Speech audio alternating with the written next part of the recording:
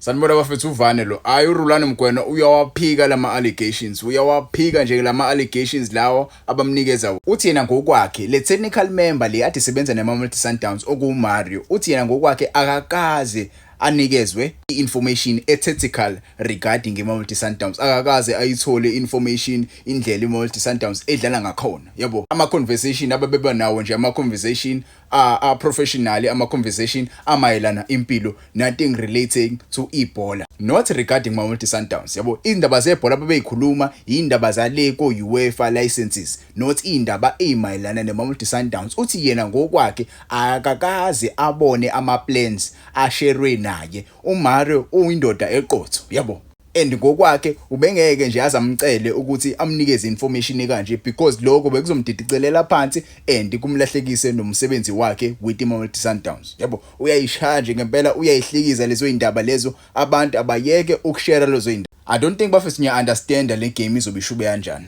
I don't think abantu abaningi baya understand le game le ukuthi izobe ishube kanjani. Le game le izohlukanisa ngempela inhloko nesixhanti. Yabo sizobona la ngempela ukuthi ingabe uRulani Mgwena ucoach wangempela yini, ingabe uzokwazi nomkhipha uMiguel Cardoso kwiChampions League akwazi ukuthi ahambe uTMC Alger baye kuma knockout stages. Ingabe uMiguel Cardoso uzokwazi ukuyiredeema kwiboard yeMamelodi Sundowns akwazi ukuthatha le squad seMamelodi Sundowns esinabadlali ababeza ngempela. Remember ke iMamelodi Sundowns ispende imali yangempela kwitransfer window belanda abadlali ababiza imali yangempela ukuze bazokwazi bawin iStars esibili. Last season bafika kwiChampions League final, they didn't win the Champions League final. So this season they want to win Champions League final. Ngibabonile abadlali ababalandile, but ke kubukeka leyo dream leyo so far kule season ingeke ibe impumelelo because bahleli kephi, bahleli ku number 3. Njoba behleli number 3, if they fail to win against TMC Alger,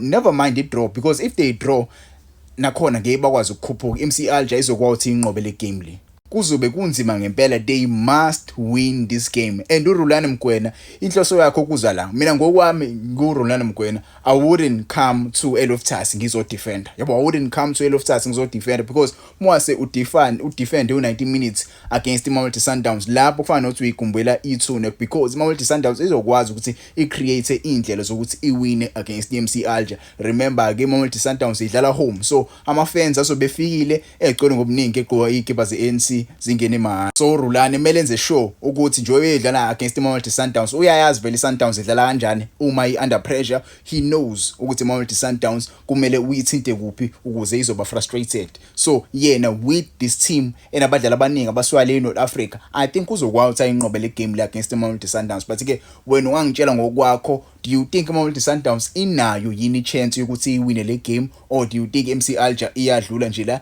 yakuma knockout stages? Ingabe uRulani Mgwena uzoyenza ngempela ini history?